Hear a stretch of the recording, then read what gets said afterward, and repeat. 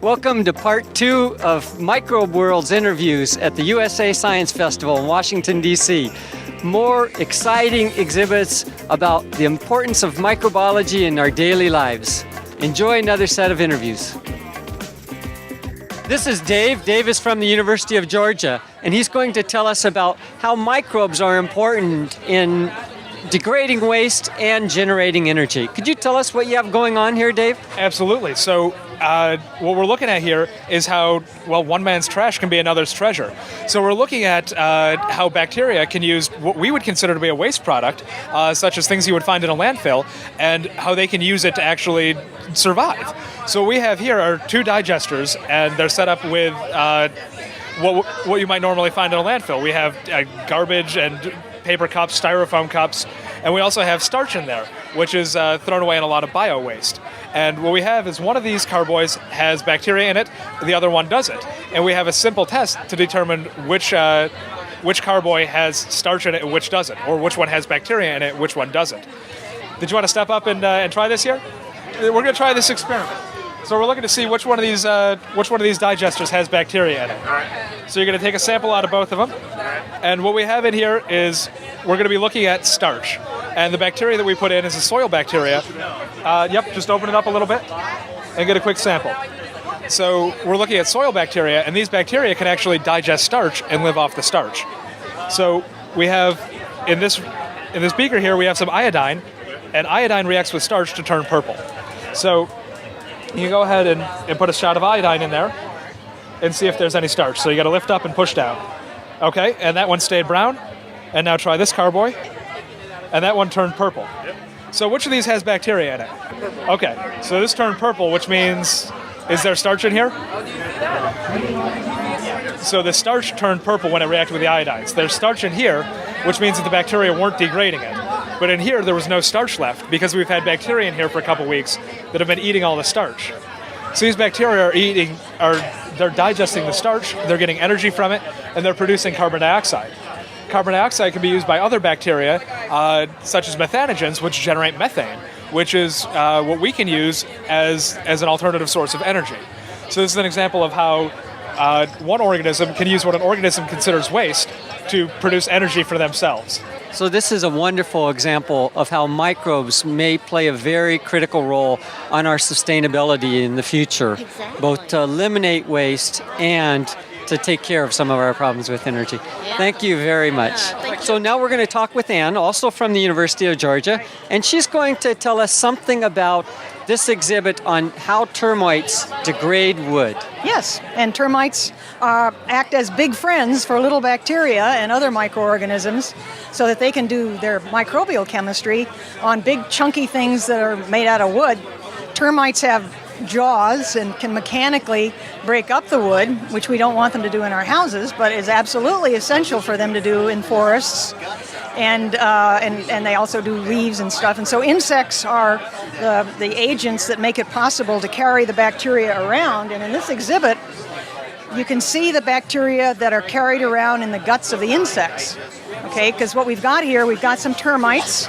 And John Maurer, who's our expert termite gut extractor, puts the slides together, and the bugs are living, and you can see various kinds of spiral bacteria, smaller bacteria that are swimming around in the gut contents, and so those are the actual agents of the biochemistry of the cellulose degradation that's taking place. It's the first step in methane generation.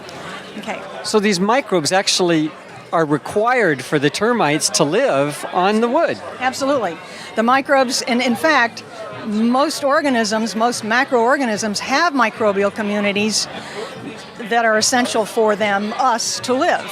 And this is an example of such a community that has a very large importance in carbon cycling.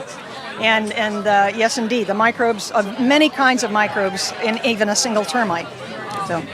So one of the things you have in your exhibit is you compare the gut of the termite, where all this is happening, with human-generated bioreactors. Could you comment on that? Okay. So these are the steps that take place in the termite, from harvesting and chewing things up Okay, and when wood first comes into a plant for processing into bioethanol, that's what happens. There's some kind of mechanical or heat-related disruption of the wood. And so then, after that part of digestion, it goes into a fermenter process. And this is where the fermentation takes place inside the insect. And that corresponds to the big fermenter tanks that are used at the final process in a man-made, engineered process for the turnover of waste cellulose to ethanol. So bugs do it very well. Thank you very much, Anne. Thank you, Stan. So we're here at the Genome Bus with Oriana, and Oriana's from the J.C. Vintner Institute. She's going to tell us something about this bus and what they do to teach people about science with it. All right, great. Well, I'm glad you guys are here. So we are at the DiscoverGenomics, a science education program bus by J. Craig Venter. And so we have this mobile lab. We go through Maryland to service a 75-mile radius and bring science to the classroom in often schools which cannot otherwise have it. So we bring different activities that the kids can then relate to, measuring liquids, DNA in your kitchen, a lot of really fun hands-on activities. What we're doing here today is more of a demonstration of the type of science that we do throughout the Institute. So I can take you That's really exciting. Let's have a tour. So this is Greg. He's a postdoc at the J. Craig Venter Institute, and he's going to tell us about what we're seeing under the microscope here that they just brought in today. So this is an organism, this is a cyanobacterium, and we're kind of using this to show the beauty of bacteria as well as the function. So these are cyanobacteria, filamentous cyanobacteria that we collected this morning, in fact, in front of the Venter Institute. We have a little pond out there, and this is pond scum. But these guys are actually responsible globally for producing a lot of the oxygen that we breathe. And so, as you can see, they're also very beautiful, and we're using them to show the kids that there's a lot more to see under a microscope than the eukaryotes. We love the prokaryotes. So one of the things that the Vintner Institute's very interested in is using algae to generate energy. Could you say something more about that? Well, so the energy cycle that we all see now is that we know that the photosynthesis, you bring in sunlight, and cells use that energy to produce sugars. But you can use that energy as well to produce useful products such as ethanol and butanol and other types of fuels that we can burn.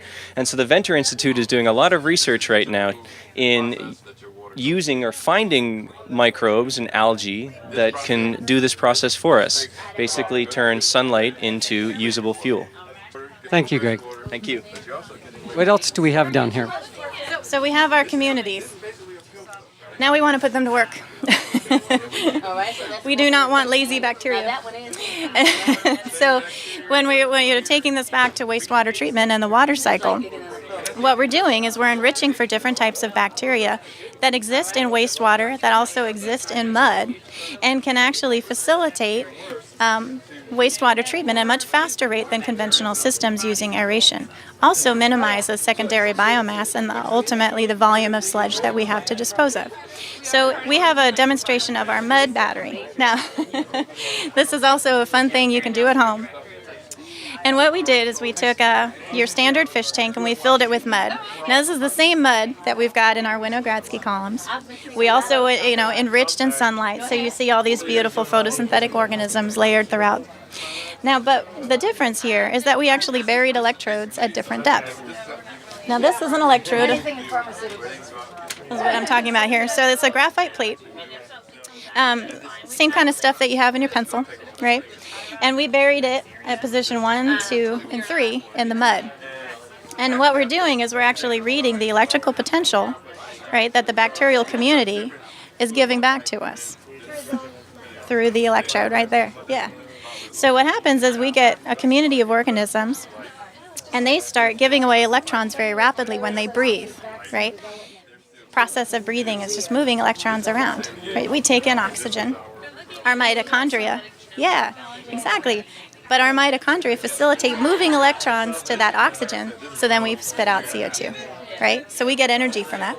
Bacteria get energy from moving electrons to this surface. Bacteria literally can breathe rocks. Yeah. And that function is what makes them work in a microbial fuel cell. So if you want to, actually I'll have you help me out with this here. So if you want to clip this guy together, okay. Now before we were reading 0, right? Now what are we reading? 458. So that's 458 millivolts that the bacteria are producing. It went up. These guys are very active. So this guy is buried at position 2. So he's right in the middle there. So that community that is at position 2 is pumping out 459 millivolts. So now if we take this concept and we put it into a microbial fuel cell, for example, that would treat wastewater, right? So now we have these communities of organisms that we've enriched for that can give us electrons back. And as they're eating and breathing, they're consuming the carbon out of the system as their food source. Giving us electricity. And they're giving us electricity, exactly. Thank you very much. This is Linda. Linda's from Idaho State University, and they have a booth here that talks about particle accelerators and radiation. So Linda, what does that have to do with microbiology? Well, microbes are sensitive to radiation to varying degrees, and so we use the accelerator to look at radiation resistance mechanisms. And do the mechanisms of resistance in microbes tell us something about all other organisms? Sure they do. Well, you've got DNA repair genes are, of course, conserved throughout all of life. So the things we learn from these microbes can tell us how we might be able to make our own cells more resistant to radiation during radiation treatment.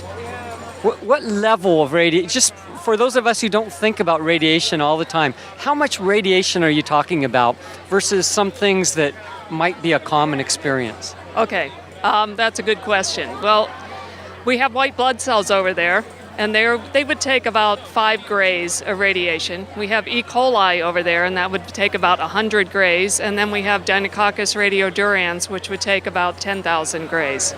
So does that give you a frame of reference? So Deinococcus is pretty amazing, the amount, how resistant it is to radiation. Where did Deinococcus come from? Why is it so resistant? Well, another good question. There's no place on Earth that has levels of radiation like that. But so the mechanisms that had evolved to resist radiation aren't there for that purpose. They're there so it can resist desiccation. So it's something that lives out in the soil, out in the desert. And the other microorganism we work on lives in the Great Salt Lake. And there's no radiation in the Salt Lake that we're aware of. So it's resistant to salt, and that's why it's resistant to radiation. So resistance to radiation is a sign of resistance to a lot of other nasty kinds of things cells might be exposed to. Yes. Are there practical applications of understanding radiation resistance in bacteria? I mean, I understand that you'll get an understanding of the biology from these studies, but will we be able to use it for something?